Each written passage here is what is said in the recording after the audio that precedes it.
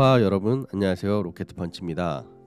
제 채널을 오래 봐오신 분들은 아시겠지만 저는 카메라에 대한 호기심이 많아서 정말 많은 바디들을 가지고 있습니다. 그럼에도 불구하고 지난 3년간 단 한 번도 판매하지 않고 가장 꾸준하게 사용해온 카메라는 바로 소니 FX3입니다.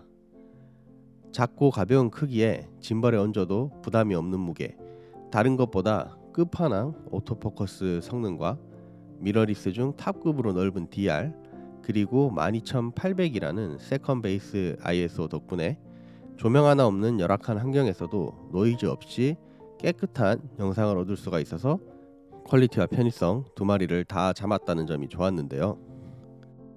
좀 더 넓은 관용도와 편의성, 그리고 클라이언트 분들에게 보여지는 것도 있고 하니까 사실 실제 상업 현장에서는 같은 센서지만 FX6를 메인으로 사용하고 있고 FX3는 짐벌 및 서브 용도로 많이 사용을 해왔습니다.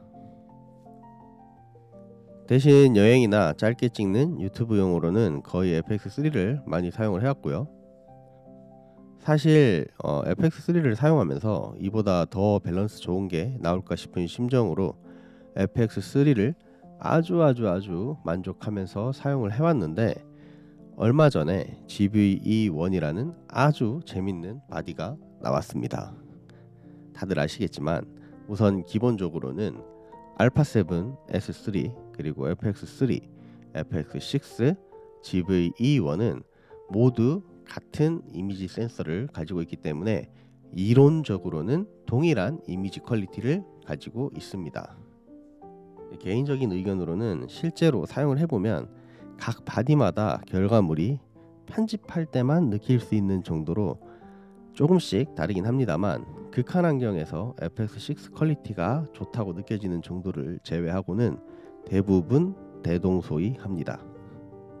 그러니까 알파7 S3, FX3, FX6, GVE1은 가격과 용도에 맞게 구매하시면 되는 거죠.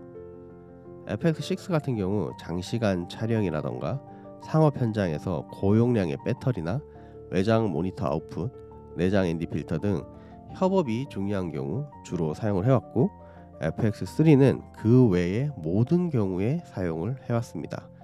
단순히 말하면 유튜브 촬영이라던가 아니면 무거운 걸 들고 가기 좀 어려운 해외 로켓 촬영이라던가 인서트 촬영 등등 가리지 않고 전천후로 사용을 해온 거죠. 하지만 이제 최근에 GVE1을 구매한 이후에는 지금 거의 FX3는 구석에 처박혀 있습니다. 우선 GVE1이 너무 작아서 짐벌 사이즈 자체가 작아져 버렸기 때문에 가지고 다니기 너무 편해졌고, 짐벌이 없다 하더라도 따로 가방을 들고 다닐 필요 없이 평소에 가지고 다니던 슬링백에 충분히 넣어서 가지고 다닐 수 있게 되었습니다. 물론 지금까지 GV2만큼 작은 카메라가 없었던 것은 아닙니다만, 작은 사이즈의 카메라는 항상 8비트라던가 4K 60p가 안 된다던가 등등 결과물의 퀄리티가 조금 아쉬웠는데요. GV2는 FX3가 가지고 있는 대부분의 성능을 이어받았습니다.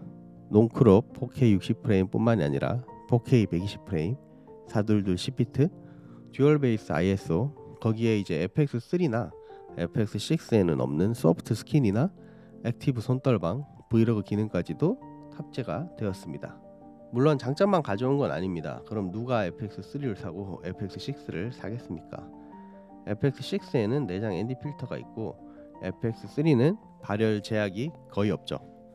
하지만 GV2는 작은 사이즈인 만큼 메모리 슬롯이 하나밖에 없다던가 발열에 취약할 수밖에 없는 구조입니다.